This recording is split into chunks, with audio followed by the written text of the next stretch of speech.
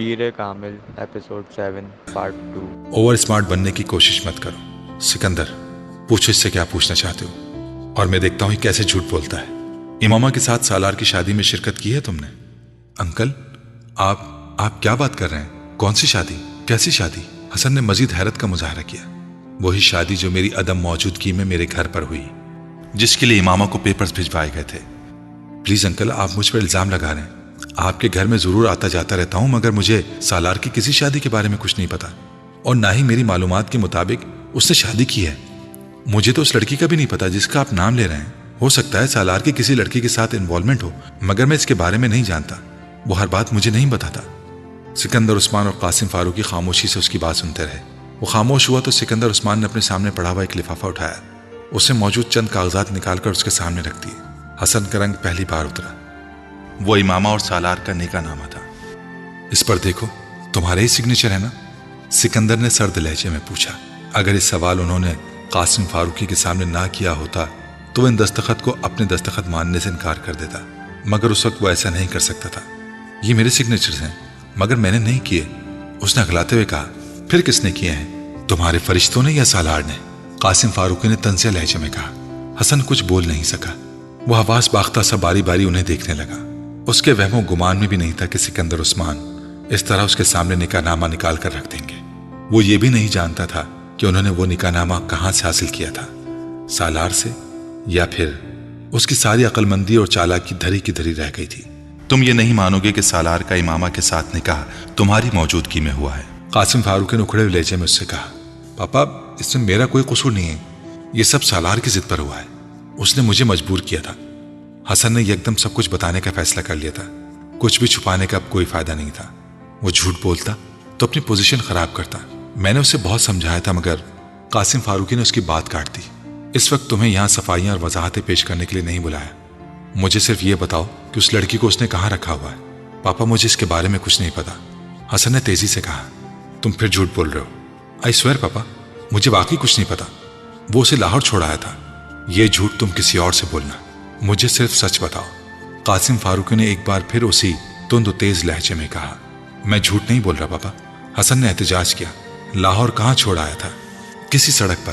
اس نے کہا تھا وہ خود چلی جائے گی۔ تم مجھے یا سکندر کو بیوقوف سمجھ رہے ہو؟ اس نے اس لڑکی سے شادی کی اور پھر اسے ایک سڑک پر چھوڑ دیا۔ بیوقوف مت بناؤ ہمیں، قاسم فاروقی بھڑک اٹھے۔ میں سچ کہہ رہا ہوں پاپا، اس نے کم از کم مجھ سے یہی کہا تھا کہ وہ اس لڑکی کو سڑک پر چھوڑ آیا تھا۔ تم نے اس سے پوچھا نہیں کہ پھر اس نے اس لڑکی کے ساتھ شادی کیوں کی؟ اگر اسے یہی کرنا تھا پاپا، اس نے یہ شادی اس لڑکی کی مدد کے لیے کی تھی۔ اس کے گھر والے زبردستی اس کی شادی کسی لڑکے سے کرنا چاہتے تھے، وہ نہیں کرنا چاہتی تھی۔ اس نے سالار سے رابطہ کیا اور مدد مانگی۔ سالار اس کی مدد پر تیار ہو گیا۔ وہ صرف یہی چاہتی تھی کہ سالار وقتی طور پر اسے نکاح کر لے، تاکہ اس کے والدین زبردستی اگر اس کی شادی کرنا چاہیں تو وہ اس نکاح کو بتا کر انہیں روک سکے۔ حسن اب سچائی پر پردہ نہیں ڈال سکتا تھا۔ اس نے پوری بات بتانے کا فیصلہ کیا، اور اگر ضرورت پڑے تو بیلف کے ذریعے اس کو رہائی دلوائی جا سکے۔ مگر یہ کوئی محبت وغیرہ کی شادی نہیں تھی۔ وہ لڑکی ویسے بھی کسی اور لڑکے کو پسند کرتی تھی۔ آپ اس نکاح نامے کو دیکھیں تو اس میں بھی اس نے طلاق کا حق پہلے ہی لے لیا ہے، تاکہ ضرورت پڑنے پر وہ سالار سے رابطہ کیے بغیر ہی طلاق حاصل کر لے۔ بس یا کچھ اور؟ قاسم فاروقی نے اس سے کہا۔ حسن کچھ نہیں بولا، خاموشی سے انہیں دیکھتا رہا۔ میں قطعاً تمہاری کسی بات پر یقین کرنے کو تیار نہیں ہوں۔ تم نے بہت اچھی کہانی بنائی ہے، مگر میں کوئی بچہ نہیں ہوں کہ اس کہانی پر یقین کر لوں۔ تمہیں اب امامہ تک پہنچنے میں سکندر کی مدد کرنی ہے، قاسم فاروقی نے قطعی لہجے میں کہا۔ پاپا، میں یہ کیسے کر سکتا ہوں؟ مجھے اس بارے میں کچھ نہیں پتا ہے، حسن نے احتجاج کیا۔ تم یہ کیسے کرو گے یہ تم خود جان سکتے ہو، مجھے صرف یہ بتانا ہے کہ تمہیں کیا کرنا ہے۔ پاپا پلیز، آپ مجھ پر یقین کریں، میں امامہ کے بارے میں کچھ نہیں جانتا۔ نکاح کروانے کے علاوہ میں نے کچھ اور نہیں کیا، حسن نے کہا۔ تم اس کے اتنے قریب ہو کہ اپنی خفیہ شادی میں وہ تمہیں گواہ کے طور پر لے رہا ہے، مگر تمہیں یہ نہیں پتا کہ اس کی بیوی گھر سے بھاگنے کے بعد اب کہاں ہے۔ میں یہ ماننے پر تیار نہیں ہوں حسن، کسی صورت بھی نہیں، قاسم فاروقی نے دو ٹوک انداز میں کہا۔ تمہیں اگر پتہ نہیں ہے تو بھی تم اس کا پتہ کراؤ کہ وہ کہاں ہے۔ سالار تم سے کچھ نہیں چھپائے گا۔ پاپا، وہ بہت سی باتیں مجھے بھی نہیں بتاتا۔ وہ سب باتیں تمہیں بتاتا ہے یا نہیں؟ میں فی الحال صرف ایک چیز میں دلچسپی رکھتا ہوں، وہ امامہ کے بارے میں معلومات ہیں۔ تم ہر طریقے سے اس سے امامہ کا پتہ حاصل کرو، اور سالار کو کسی بھی طرح یہ پتہ نہیں چلنا چاہیے کہ سکندر کو اس کی شادی کی اطلاع مل چکی ہے، یا اس نے اس سلسلے میں تم سے کوئی ملاقات کی ہے۔ اگر مجھے پتا چلا کہ سالار یہ بات جان گیا ہے تو میں تمہارا کیا حشر کروں گا یہ تمہیں یاد رکھنا چاہیے۔ میں سکندر کو تو پہلے ہی اجازت دے چکا ہوں کہ وہ ہاشم مبین کو تمہارا نام دے دے۔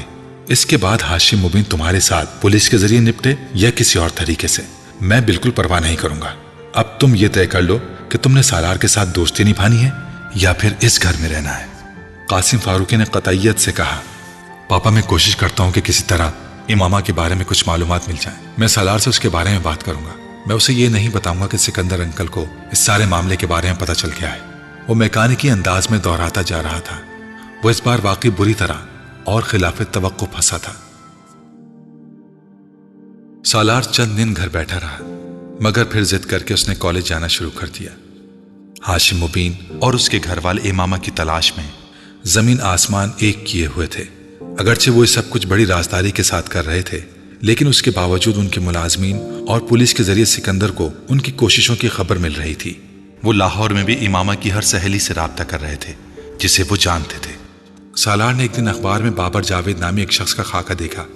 اس کے بارے میں معلومات دینے والے کے لیے انعام کا اعلان تھا۔ وہ اس نام سے اچھی طرح واقف تھا۔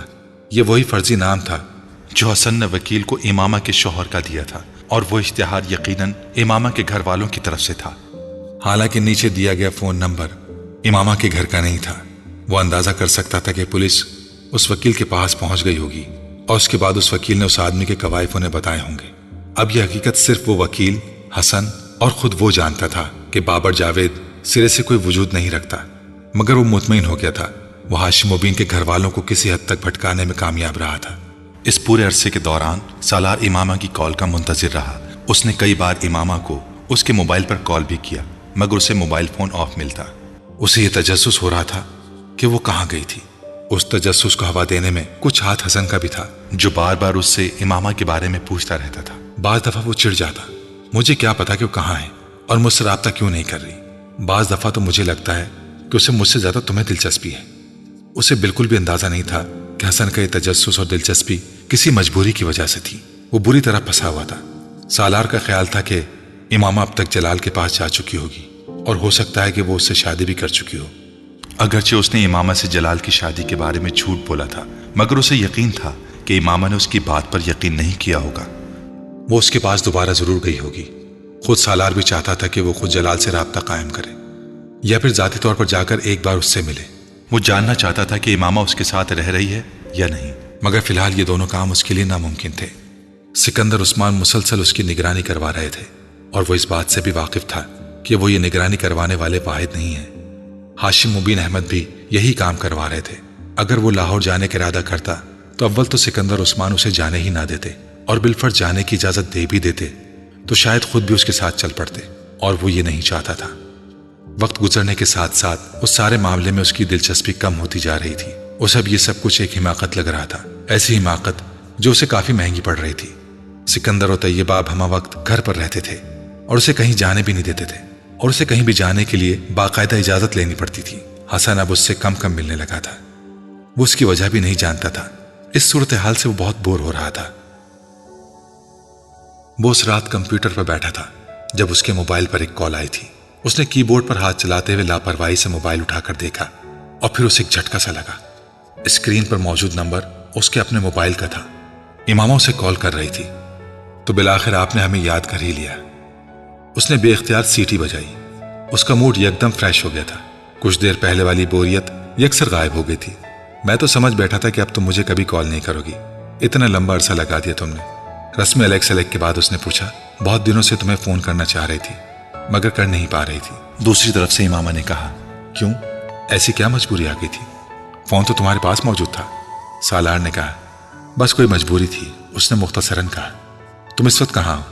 سالار نے کچھ تجسس آمیز انداز میں پوچھا۔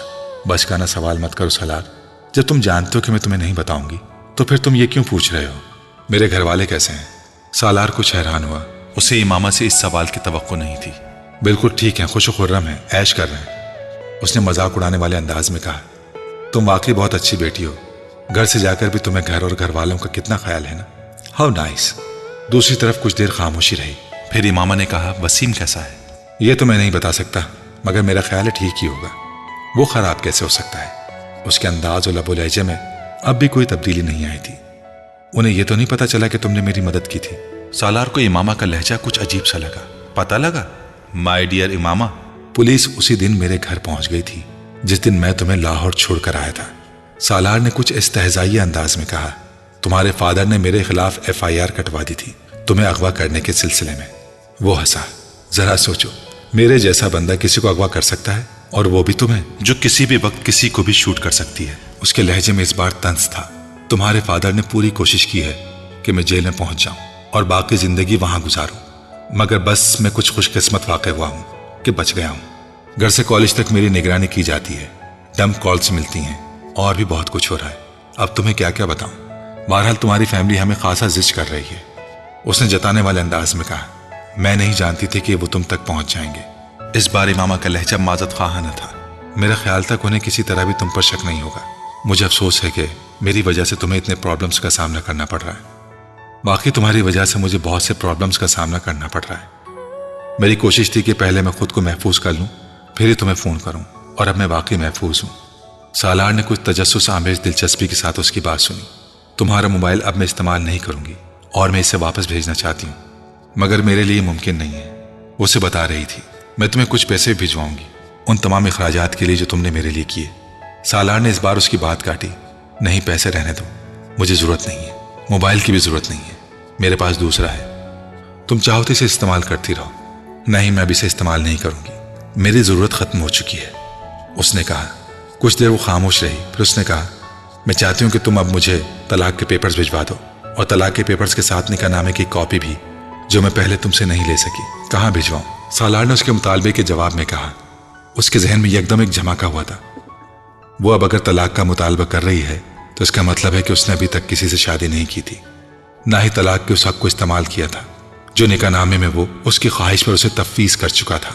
تم اسی وکیل کے پاس وہ پیپرز بھجوا دو جس کو تم نے ہائر کیا تھا، اور مجھے اس کا نام اور پتہ لکھوا دو، میں وہ پیپرز اس سے لے لوں گی۔ سالار مسکرایا۔ وہ بے حد محتاط تھی، مگر میرا تو اس وکیل کے ساتھ ڈائریکٹ کوئی رابطہ نہیں ہے، میں تو اسے جانتا بھی نہیں ہوں، پھر پیپرز اس تک کیسے پہنچاؤں؟ جس دوست کے ذریعے تم نے اس وکیل سے رابطہ کیا تھا، اسی دوست کے ذریعے وہ پیپرز اس تک پہنچا دو۔ یہ تو طے تھا کہ وہ اسے کسی بھی طرح اپنا کوئی عطا پتہ نہ دینے کا فیصلہ کر چکی تھی، اور اس پر پوری طرح قائم تھی۔ تم طلاق لینا کیوں چاہتی ہو؟ وہ اس وقت بہت موڈ میں تھا۔ دوسری طرف یکدم خاموشی چھا گئی، شاید وہ اس سے اس سوال کی توقع نہیں کر رہی تھی۔ طلاق لینا کیوں چاہتی ہوں؟ تم کتنی عجیب بات کر رہے ہو۔ یہ تو پہلے ہی طے تھا کہ میں تم سے طلاق لوں گی، تو پھر اس سوال کی کیا تک بنتی ہے؟ امامہ کے لہجے میں حیرانی تھی۔ وہ تب کی تھی، اب تو خاصا لمبا وقت گزر گیا ہے، اور میں تمہیں طلاق نہیں دینا چاہتا، سالار نے بے حد سنجیدگی سے کہا۔ وہ اندازہ کر سکتا تھا کہ دوسری طرف اس وقت امامہ کے پیروں کے نیچے سے حقیقتاً زمین نکل گئی ہوگی۔ تم کیا کہہ رہے ہو؟ میں یہ کہہ رہا ہوں امامہ ڈیئر، میں تمہیں طلاق نہیں دینا چاہتا، نہ ہی دوں گا۔ اس نے ایک اور دھماکہ کیا۔ تم طلاق کا حق پہلے ہی مجھے دے چکے ہو، امامہ نے بے اختیار کہا۔ کب، کہاں، کس وقت، کس صدی میں؟ سالار نے اطمینان سے کہا۔ تمہیں یاد ہے میں نے نکاح سے پہلے تمہیں کہا تھا کہ نکاح نامے میں طلاق کا حق چاہتی ہوں میں، اگر تم طلاق بھی نہیں دیتے تو میں خود ہی وہ حق استعمال کر سکتی ہوں، تمہیں یاد ہونا چاہیے۔ وہ جتا رہی تھی۔ اگر میں تمہیں یہ طلاق کا حق دیتا تو تم یہ حق استعمال کر سکتی تھی، مگر میں نے تمہیں ایسا کوئی حق دیا ہی نہیں۔ تم نے نکاح نامہ دیکھا، وہاں ایسا کچھ بھی نہیں تھا۔ خیر تم نے دیکھا ہی ہوگا، ورنہ آج تم طلاق کی بات کیوں کر رہی ہوتی؟ دوسری طرف ایک بار پھر خاموشی چھا گئی۔ سالار نے ہوا میں تیر چلایا تھا، مگر وہ نشانے پر بیٹھا تھا۔ امامہ نے یقیناً پیپر سائن کرتے ہوئے دیکھنے کی زحمت نہیں کی تھی۔ سالار بے حد محظوظ ہو رہا تھا۔ تم نے مجھے دھوکہ دیا، بہت دیر بعد اس نے امامہ کو کہتے سنا۔ ہاں بالکل اسی طرح جس طرح تم نے پسٹل دکھا کر مجھے دھوکہ دیا، وہ برجستگی سے بولا۔ میں سمجھتا ہوں کہ تم اور میں بہت اچھی زندگی گزار سکتے ہیں۔ ہم دونوں میں اتنی برائیاں اور خامیاں ہیں کہ ہم دونوں ایک دوسرے کو مکمل طور پر کمپلیمنٹ کرتے ہیں۔ وہ اب ایک بار پھر سنجیدگی سے کہہ رہا تھا۔ سالار، زندگی اور تمہارے ساتھ یہ ناممکن ہے، امامہ نے تند لہجے میں کہا۔ مجھے نیپولین کی بات دہرانی چاہیے کہ میری ڈکشنری میں ناممکن کا لفظ نہیں ہے، یا مجھے تم سے یہ ریکویسٹ کرنی چاہیے کہ آؤ اس ناممکن کو مل کر ممکن بنائیں۔ وہ اب مذاق اڑا رہا تھا۔ تم نے مجھ پر بہت احسان کیے ہیں، ایک احسان اور کرو، مجھے طلاق دے دو۔ نہیں، میں تم پر احسان کرتے کرتے تھک گیا ہوں، اب اور نہیں کر سکتا، اور یہ والا احسان یہ تو ناممکن ہے۔ سالار ایک بار پھر سنجیدہ ہو گیا تھا۔ میں تمہاری ٹائپ کی لڑکی نہیں ہوں سالار، تمہارا اور میرا لائف سٹائل بہت مختلف ہے، ورنہ شاید میں تمہاری پیشکش پر غور کرتی، مگر اب اس صورت میں یہ ممکن نہیں ہے. تم پلیز مجھے طلاق دے دو، وہ اب نرم لہجے میں کہہ رہی تھی. سالار کا دل بے اختیار ہنسنے کو چاہا. اگر تم میری پیشکش پر غور کرنے کا وعدہ کرو تو میں اپنا لائف سٹائل بدل لیتا ہوں. سالار نے اسی انداز میں کہا. تم سمجھنے کی کوشش کرو، تمہاری اور میری ہر چیز مختلف ہے، زندگی کی فلسفی ہی مختلف ہے. ہم دونوں اکٹھے نہیں رہ سکتے. اس بار وہ جھنجھلائی. نہیں، میری اور تمہاری فلسفی آف لائف بہت ملتی ہے. تمہیں اس بارے میں پریشان ہونے کی ضرورت نہیں ہے. اگر یہ ملتی بھی نہ ہوئی تو بھی ذرا اسے ایڈجسٹمنٹ کے بعد ملنے لگے گی. وہ اس طرح بولا جیسے اپنے بہترین دوست سے گفتگو کر رہا ہو. ویسے بھی مجھ میں کمی کیا ہے؟ میں تمہارے پرانے منگیتر اسجد سے خوبصورت نہ سہی مگر جلال النصر جیسا معمولی شکل و صورت کا بھی نہیں ہوں. میری فیملی کو بھی تم اچھی طرح جانتی ہو. کیریئر میرا کتنا برائٹ ہوگا اس کا تمہیں اندازہ ہے. میں ہر لحاظ سے جلال سے بہتر ہوں. وہ اپنے لفظوں پر زور دیتے ہوئے بولا. اس کی آنکھوں میں چمک اور ہونٹوں پر مسکراہٹ ناچ رہی تھی. وہ امامہ کو بری طرح زچ کر رہا تھا اور وہ ہو رہی تھی. میرے لیے کوئی بھی شخص جلال جیسا نہیں ہو سکتا، اور تم تو کسی بھی صورت نہیں. اس کی آوازیں پہلی بار نمایاں خف کی تھی. کیوں؟ سالار نے بے حد معصومیت سے پوچھا. تم مجھے اچھے نہیں لگتے ہو. آخر تم یہ بات کیوں نہیں سمجھتے؟ دیکھو، تم نے اگر مجھے طلاق نہ دی تو میں کورٹ میں چلی جاؤں گی. وہ اب اسے دھمکا رہی تھی. سالار اس کی بات پر بے اختیار ہنسا. You are most welcome. جب چاہیں جائیں. کورٹ سے اچھی جگہ میل ملاقات کے لیے اور کون سی ہوگی؟ آمنے سامنے کھڑے ہو کر بات کرنے کا مزہ ہی اور ہوگا. وہ محظوظ ہو رہا تھا. ویسے تمہیں یہ بات ضرور یاد رکھنی چاہیے کہ کورٹ میں صرف میں نہیں پہنچوں گا بلکہ تمہارے پیرنٹس بھی پہنچیں گے. وہ استہزائیہ انداز میں بولا. سالار، میرے لیے پہلے ہی بہت پرابلمس ہیں. تم ان میں اضافہ نہ کرو. میری زندگی بہت مشکل ہے اور ہر گزرتے دن کے ساتھ مزید مشکل ہوتی جا رہی ہے. کم از کم تم تو میری مشکلات کو نہ بڑھاؤ. اس بار امامہ کے لہجے میں رنجیدگی اور بےچارگی تھی. وہ کچھ اور محسوس ہوا. میں تمہارے مسائل میں اضافہ کر رہا ہوں مائی ڈیئر. میں تو تمہاری ہمدردی میں گھل رہا ہوں. تمہارے مسائل کو ختم کرنے کی کوشش کر رہا ہوں. تم خود سوچو، میرے ساتھ رہ کر تم کتنی اچھی اور محفوظ زندگی گزار سکتی ہو. وہ بظاہر بڑی سنجیدگی سے بولا. تم جانتے ہو نا میں نے اتنی مشکلات کس لیے سہی ہیں؟ تم سمجھتے ہو میں ایک ایسے شخص کے ساتھ رہنے پر تیار ہو جاؤں گی جو ہر وہ گناہ کبیرہ کرتا ہے جسے میرے پیغمبر صلی اللہ علیہ وآلہ وسلم ناپسند کرتے ہیں؟ نیک عورتیں نیک مردوں کے لیے ہوتی ہیں اور بری عورتیں برے مردوں کے لیے.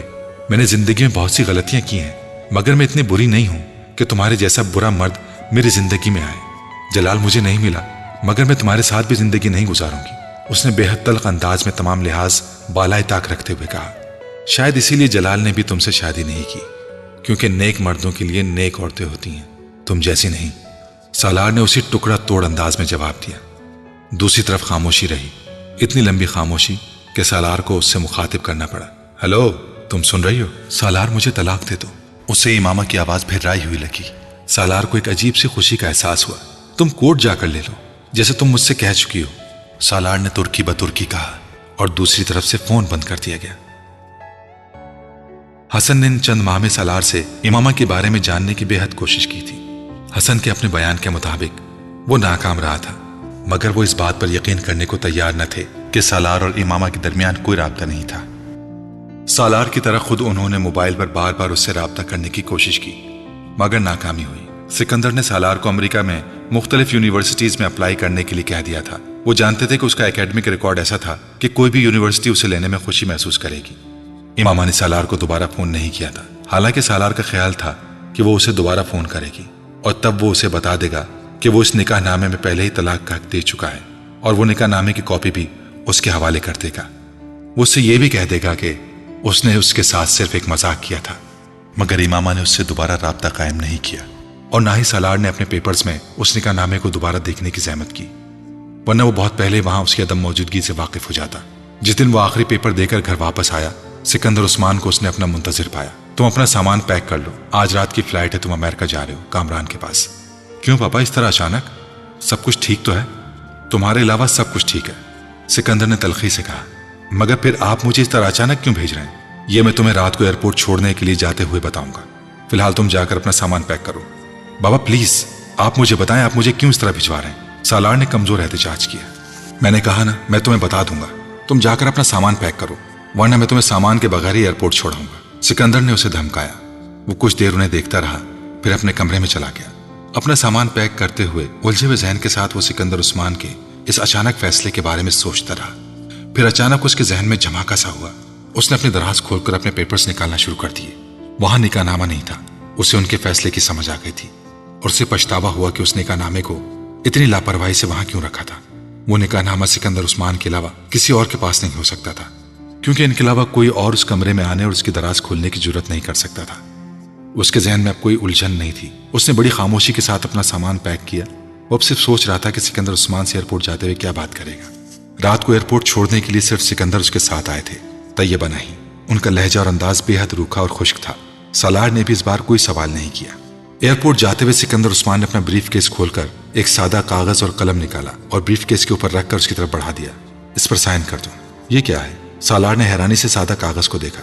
तुम सिर्फ साइन करो, सवाल मत करो, उन्होंने बेहद रूखे अंदाज में कहा। सालार ने मजीद कुछ कहे बगैर उनके हाथ में पकड़ा हुआ कलम लेकर उस कागज पर साइन कर दिया। सिकंदर ने उस कागज को तह करके ब्रीफ केस में रखा। ब्रीफ केस दोबारा बंद कर दिया। जो कुछ तुम कर चुके हो उसके बाद तुमसे कुछ कहना या कोई बात करना बेकार है। तुम मुझसे एक के बाद दूसरा और दूसरे के बाद तीसरा झूठ बोलते रहे, ये समझते हुए कि मुझे तो कभी हकीकत का पता नहीं चलेगा। मेरा दिल तो चाहता है कि तुम्हें अमेरिका भेजने के बजाय हाशिम मुबीन के हवाले कर दूं, कि तुम्हें अंदाजा हो अपनी हिमाकत का।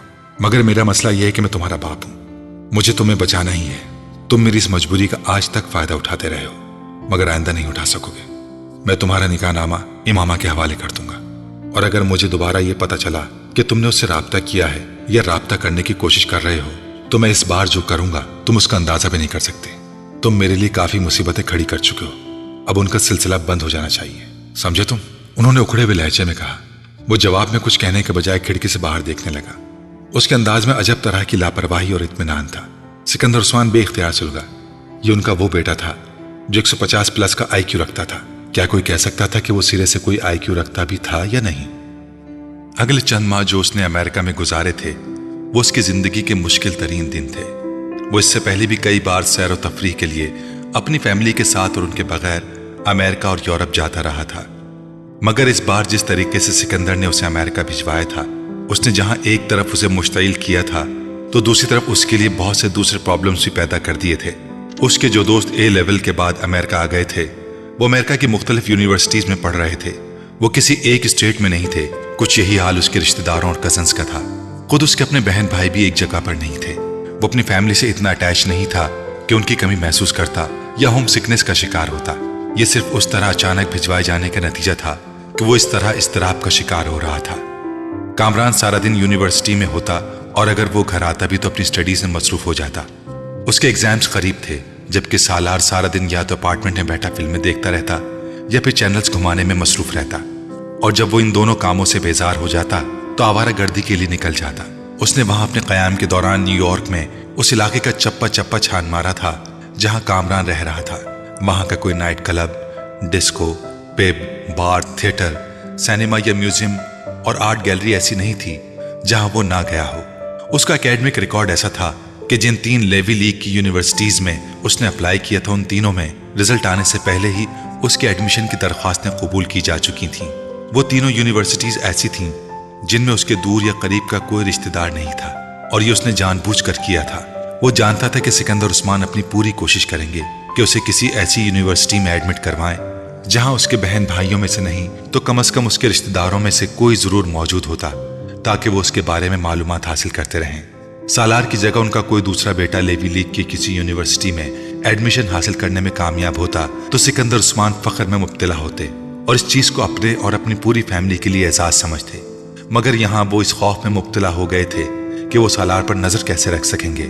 सालार ने उन यूनिवर्सिटीज में से येल को चुना था, और उसकी वजह यह थी कि न सिर्फ येल में उनका कोई शनासा और वाकिफकार नहीं था, बल्कि न्यू हेवन में भी सिकंदर उस्मान का कोई रिश्तेदार और दोस्त नहीं था।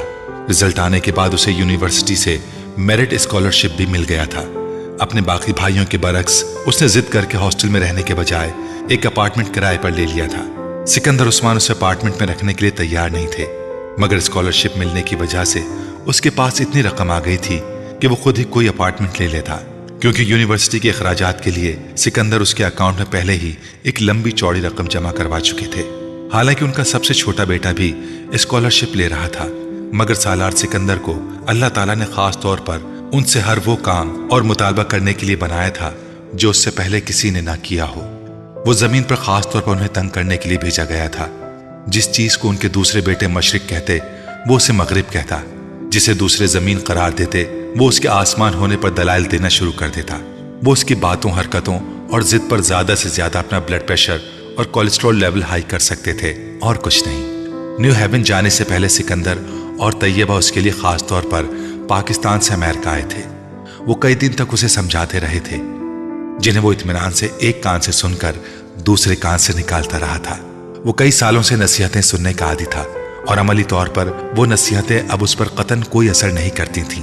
दूसरी तरफ सिकंदर और तैयबा वापस पाकिस्तान जाते हुए बेहद फिक्रमंद बल्कि किसी हद तक खौफसदा भी थे। वो येल से फाइनेंस में MBA करने आया था और उसने वहां आने के चंद हफ्तों के अंदर ही अपनी गैर मामूली सलाहियतों को जाहिर करना शुरू कर दिया था। पाकिस्तान में जिन इदारों में वो पढ़ता रहा था, अगरचे वो भी बहुत अच्छे थे, मगर वहां तालीम उसके लिए केक वॉक थी। येल में मुकाबला बहुत मुश्किल था। वहां बेहद काबिल लोग और ज़हीन स्टूडेंट मौजूद थे। उसके बावजूद वो बहुत जल्द नजरों में आने लगा था। उसमें अगर एक तरफ उसकी गैर मामूली ज़हनी सलाहियतों का दखल था, तो दूसरी तरफ उसके रवैये का भी। एशियन स्टूडेंट वाली रवायती मिलनसारी और खुश अखलाकी उसमें मफकूद थी।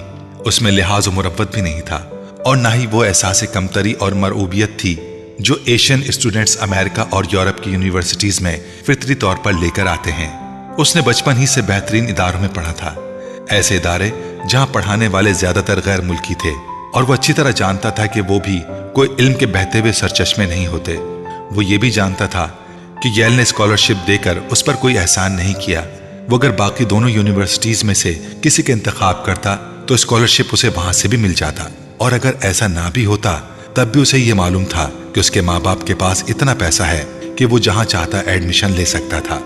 अगर अपने फैमिली बैकग्राउंड, स्टेटस और काबिलियत का जोम ना होता तब भी सालार सिकंदर इस कदर तल्ख और अलग थलग नेचर का था कि वो किसी को अपनी खुश अखलाकी के झूठे मुजाहरे से मुतासिर नहीं कर सकता था। रही सही कसर उसके IQ लेवल ने पूरी कर दी थी। शुरू ही के चंद हफ्तों में उसने अपने प्रोफेसर्स और क्लास फेलोज की तवज्जो अपनी तरफ मबजूल कर ली थी, और ये भी पहली बार नहीं हुआ था। वो बचपन से तालीमी इदारों में इस किस्म की तवज्जो हासिल किया करता था। वो ऐसा स्टूडेंट नहीं था जो फजूल बातों पर बहस बराए बहस करता। उसके सवाल ही इस तरह के होते कि उसके अक्सर प्रोफेसर्स को फौरी तौर पर उनका जवाब देने में दुश्वारी होती। जवाब गैर तसल्ली बख्श भी होता तब भी वो जताता नहीं था, सिर्फ खामोश हो जाता था। मगर वो ये तासुर भी नहीं देता था कि वो मुतमईन हो गया था या उस जवाब को तसल्ली कर रहा था। वो बहस सिर्फ उन प्रोफेसर से करता था जिनके बारे में उसे यकीन होता कि वो वाकई उनसे कुछ न कुछ सीखेगा, या जिनके पास रवायती या किताबी इल्म नहीं था। पढ़ाई वहां भी उसके लिए मुश्किल नहीं थी और ना ही उसका सारा वक्त पढ़ाई में गुजरता था। पहले की निस्बत उसे कुछ ज्यादा वक्त देना पड़ता था, मगर उसके बावजूद वो अपने लिए और अपनी सरगर्मियों के लिए वक्त निकाल लिया करता था। वो वहां किसी होम सिकनेस का शिकार नहीं था कि 24 घंटे पाकिस्तान को याद करता रहता, या पाकिस्तान के साथ इस तरह के इश्क में मुब्तिला होता कि हर वक्त उसके कल्चर की जरूरत और अहमियत को महसूस करता। ना ही अमेरिका उसके लिए कोई नई और अजनबी जगह थी। उसके लिए उसने वहां मौजूद पाकिस्तानियों को तलाश करने और उनके साथ रवाबित बढ़ाने की दानिस्ता तौर पर कोई कोशिश नहीं की, मगर वक्त गुजरने के साथ साथ खुद ब खुद वहां मौजूद कुछ पाकिस्तानियों से उसकी शनासाई हो गई। यूनिवर्सिटी की दूसरी बहुत सी सोसाइटीज, एसोसिएशंस और क्लब्स में उसकी दिलचस्पी थी और इसके पास उनकी मेंबरशिप भी थी। पढ़ाई से फारिग होने के बाद वो अपना ज्यादातर वक्त बेकार फिरने में जाया करता था, खासतौर पर weekends. Cinema, clubs, discourse, theatres, उसकी जिंदगी इन्हीं चारों के दरमियान तकसीम शुदा थी। हर नई फिल्म, हर नया स्टेज प्ले, हर नया कॉन्सर्ट और कोई भी नई इंस्ट्रूमेंटल परफॉर्मेंस वो नहीं छोड़ता था, या फिर हर नया छोटा बड़ा रेस्टोरेंट, महंगे से महंगा और सस्ते से सस्ता, उसे हर एक के बारे में मुकम्मल मालूमात थीं, और सबके दरमियान वो एडवेंचर उसके जहन में अब तक था जिसकी वजह से वो अमेरिका में मौजूद था। सिकंदर को उसके निकाह का पता कब चला था, कैसे चला था, सालार ने जानने की कोशिश नहीं की, मगर वो अंदाजा कर सकता था कि सिकंदर उस्मान को इसके बारे में कैसे पता चला होगा। ये हसन या नासरा नहीं थे जिन्होंने सिकंदर उस्मान को सालार और इमामा के बारे में बताया हो। वो उनकी तरफ से मुतमईन था ये खुद इमामा ही होगी जिसने उससे फोन पर बात करने के बाद ये सोचा होगा कि उसके बजाय सिकंदर उस्मान से सारी बात की जाए। उसने यकीनन ऐसा ही किया होगा, इसीलिए उसने दोबारा सालार से राब्ता नहीं किया। सिकंदर ने उसे राब्ता करने के बाद ही उसके कमरे की तलाशी लेकर वो निकाहनामा बरामद कर लिया था।